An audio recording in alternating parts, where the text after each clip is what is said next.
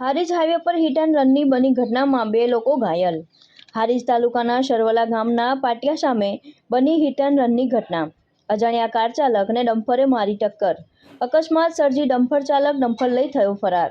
અકસ્માતમાં ઘાયલ 2 અજાણ્યા યુવાનોને 108ની મદદથી હારીજ સામૂહિક આરોગ્ય કેન્દ્ર સારવાર બાદ પાટણ ત્યારબાદ મહેસાણા રિફર।